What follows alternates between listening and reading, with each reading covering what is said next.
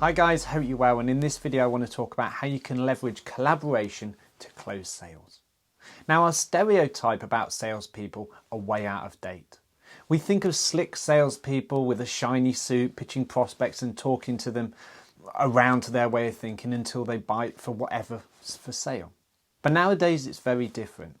And as you'll see in this video, selling has transformed into something that is as much about you as it is about the products you're selling. In short, great salespeople today know that in order to sell their products, they have to work closely with prospects and have two-way conversations.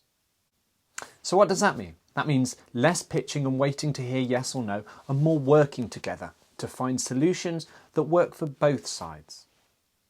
Now, the most important thing in selling is you. So show your strengths. Remember what salespeople were like when you were a kid? Pushy and slick, weren't they? Things are dramatically different today. For one, the stakes are higher. Now, most products or services in today's business look fairly similar and are priced similarly too. Because of this, the one-to-one pitching approach won't cut it anymore. Buyers really aren't looking for someone to just talk about a product and its features. Nowadays, they're looking for someone that can make a positive and lasting changes to their company. And above all else, someone who understands their concerns and ideas. Companies don't need salespeople, they need differentiators. So what makes a good differentiator? Well, there's three things: preparation, transparency, and self-confidence. Prepare yourself by ensuring you fully understand your client's situation. Collect as much information as possible, not just beforehand, but throughout the process as well. The main thing is that you focus on them, not you.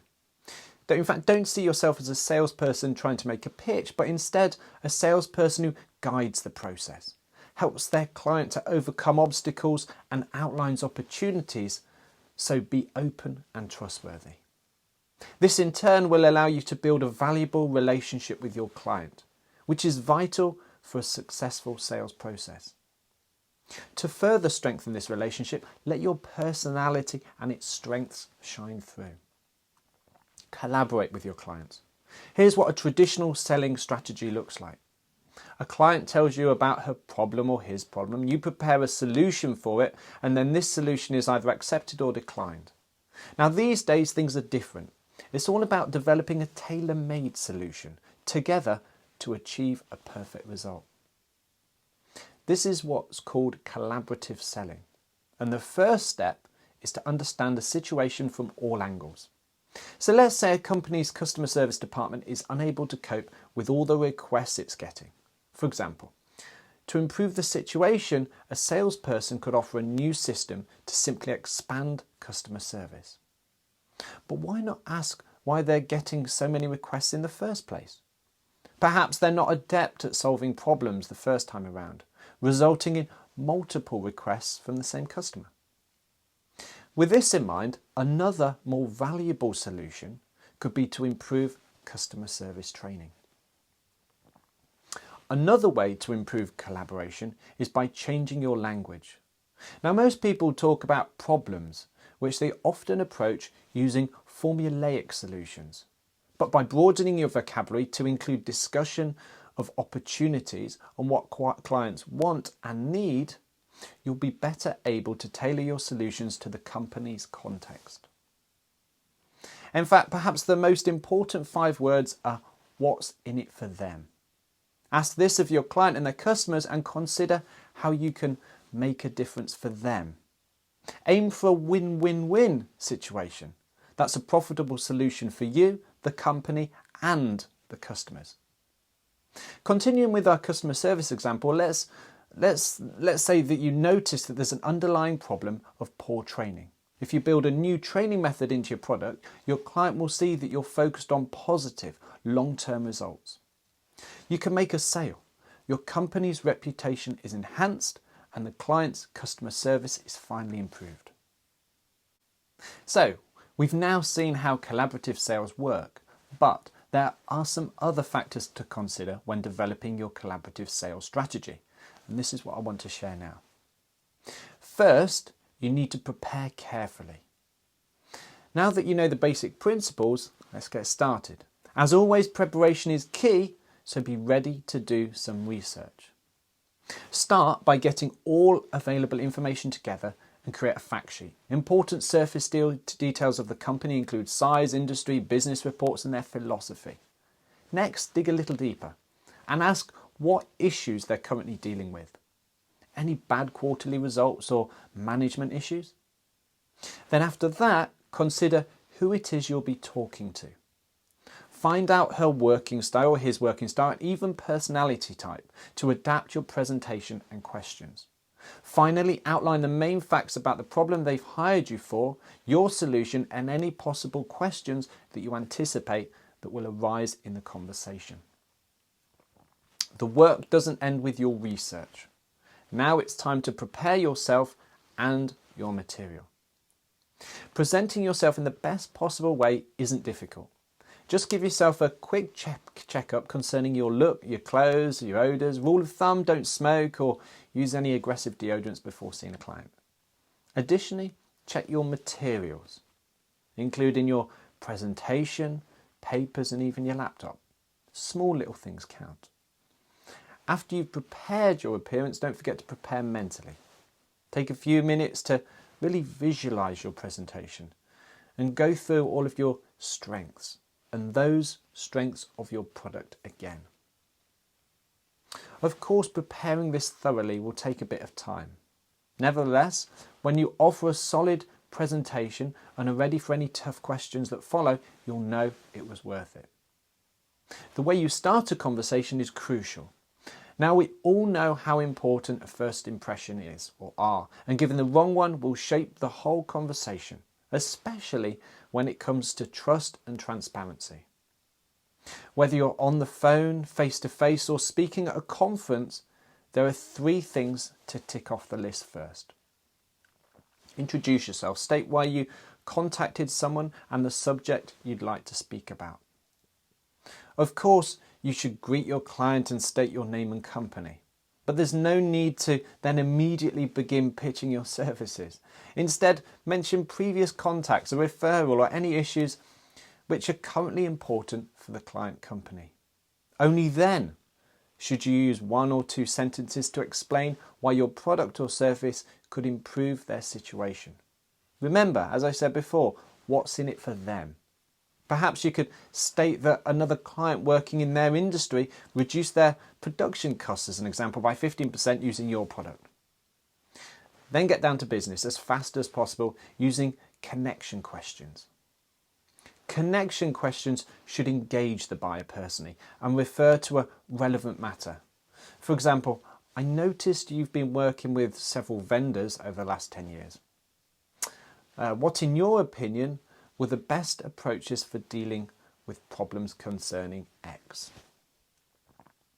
When they sense the focus is on them, your prospect will begin to open up. This will help you to ask more questions in the ongoing conversation concerning the current issues. Moreover, throughout the whole conversation, pay attention to their tone of voice and body language. If you're in the room with them, which can tell you something about their emotional state as well. If the buyer is looking at her watch or his watch all the time, you should shorten and conclude the conversation. Now this may all sound daunting, but there's no need to panic. You can rehearse initiating a conversation, even preparing a few notes about possible connecting questions for different topics can even make you feel more secure. Ask the right questions to get the information you need. So you've done your research and laid the foundations for a promising sales relationship. Now you've got to sustain your success by asking the right questions. What are the do's and don'ts? Well, don't ever ask about something you already know or should know. This generally looks quite unprofessional and will make the client suspicious. Do replace closed questions with open-ended ones. These are questions referring to emotions, motivations and perceptions of problems. For example, what could be improved in customer services? Or how would your company be impacted if delivery costs were reduced? They're just a couple of examples, but do ensure your questions cover the following 4 areas: the current situation, the future situation, the risks and the opportunities faced by the company. And don't forget to prepare some of them beforehand. So, once you've figured out what questions to pose, next consider how to pose them. You want to develop a pleasant and productive conversation mode. One way to achieve this is by asking follow-up questions. This will keep your client engaged, as will your body language, eye contact and affirmative sounds. You can also paraphrase what they've said back to them in order to demonstrate that you're on the same page. As the conversation draws to a close, it's time to address all the details. How the decision-making process will work, who will be involved, the budget, the time frame, things like that. And this will make both you and your client aware of what needs to be prepared before the next meeting. There's a lot to remember here, so to ensure you get your questions right, here's a little tip. Practice conversations with other clients or colleagues to see which questions work out best, and use those ones in your next pitch. When presenting your solution, focus on the buyer. We all know that horrible feeling when you look up in the middle of your presentation and see that your clients don't seem to be listening anymore. Sadly, this is usually our own fault. Fortunately, it's very much preventable. As we learned at the start of this video, the buyer isn't interested in your products, details, but in what it can do for his or her company. So help them see it. Firstly, in the way you structure your very sentences. For example, our repair service offers replacement within 24 hours. So whenever you need it, you can be sure you won't suffer through any production delays. You can also ensure your buyers connect with your product by supplying them with stories about how the product benefited other clients, or make things hands-on by providing them with prototypes that they can see, feel and touch. Nevertheless, objections can and do arise, so anticipate what they might be and strive to deal with them as soon as possible to keep a hold of the whole conversation. Always ensure you're taking them seriously and reacting accordingly to show them that you're listening. Then stop for a moment and try to find a solution together with your client. This will demonstrate that you're an effective problem resolver, someone who cares about more than just the issue at hand, with the ability to create flexible solutions to other problems for a lasting positive outcome. As an example, your client might raise concerns about, how long the implementation of your service might take. To respond to this, ask them exactly how much time they'd be willing to allow and what consequences any delay could lead to. You can then share stories of implementation processes in other clients' firms and what you learned. Finally, explain options for accelerating the process. Close the conversation in a productive way. Congratulations, you've made it through the most difficult part of the conversation, the questions. But don't lose concentration now. You're so close to closing the deal. Any vagueness in arrangement won't go unnoticed. It could even make your prospect doubt the deal and drop out. So keep things on track by ensuring everything you've discussed with your client is 100% clear. As the conversation concludes, summarize each problem and idea you've developed together. Highlight the prosperous future ahead and ask after missing links or details. It's always better to clarify something than to find at the very end the deal won't go through because of a misunderstanding. For example, if they're concerned about the high cost of implementation, provide concrete numbers up front. Remember, your aim for every contact should be to get a decision or at least some commitment to something. So after clarifying everything, go ahead and ask for a decision. You and your buyer should have developed a trustworthy relationship by now so that any matters can be spoken about upfront and very freely and honestly. If it's too early in the sales process to make a decision, try to get some commitment.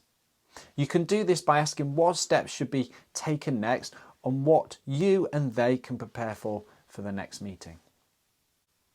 As we know, transparency is crucial. Nowhere more so than in this final stage of the process. So don't be shy about asking how many more meetings will be needed and what exactly they expect from you for the next one. Finally, close the conversation as partners would. There's no need for subservient language here, so don't gush that you're honoured or delighted. Simply reiterate your commitment to the process. This will further strengthen your relationship.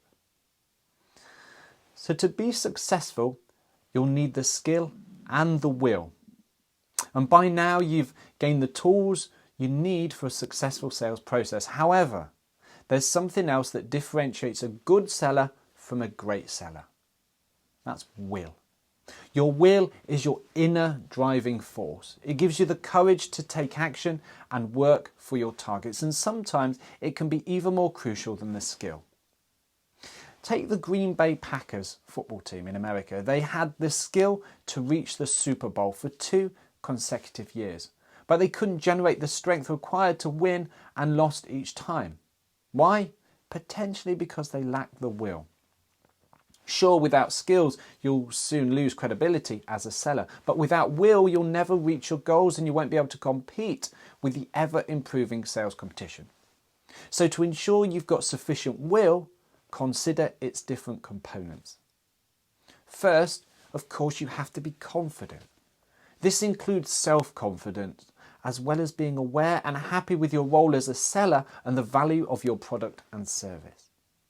Next, you need to be transparent about your goals to yourself and others. Only if you know that or what you really want, can you take action to reach it. Stating your goals clearly to colleagues and clients also adds accountability. So once you know your goals, you can take the most productive actions and initiate your own success process. Finally, what is often forgotten but equally important is be aware of your emotions and deal with them. Being a seller can be hard, so you'll need strong emotional intelligence. Don't worry if you don't have all of these qualities just yet. It will take a little bit of practice and just take patience. Just by focusing on a sense of will, you'll be better able to face whatever challenge your work throws at you. Now take aim and get ready.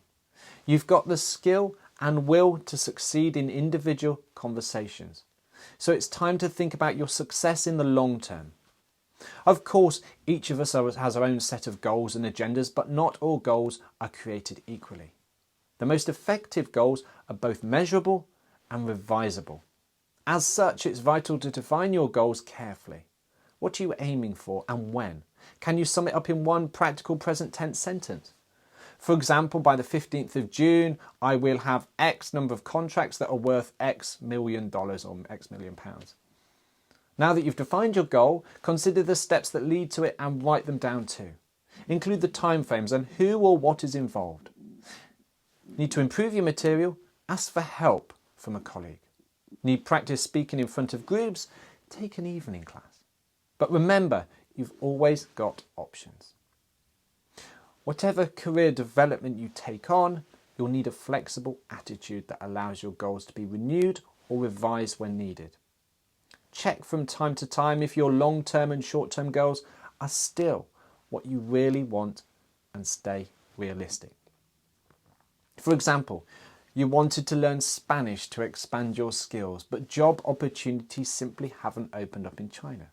No worries, just renew your focus and start brushing up on your Chinese business etiquette. It's also helpful to think about possible hurdles and how you could deal with them. This will keep you prepared in case they do occur. And finally, keep taking stock of the progress you make and the rewards that await you. If your targets and action steps are clearly stated, it'll help you to actually start making your goals a reality. Now you have the skill, the will, and the required tools to boost your selling. Go for it. So in summary, no matter how great the product or service you're offering, always focus on how it creates value for your clients. The most important thing in selling is to focus on them, understand their problems, opportunities, wants and needs, and find a perfectly tailored solution. So my top tip to conclude is prepare for each meeting by writing a few things down. Before a meeting starts, always prepare a few main facts. Start with who you're talking to and the purpose of the conversation. Write down what you already know about their issues and requirements. Then think of a sentence to initiate the conversation and questions you need to ask before moving on to finding the perfect solution with them. Lastly, note your objective for the meeting. My name's Duncan Stevens, Influence and Collaboration Keynote Speaker, and I wish you every success on your collaborative sales journey.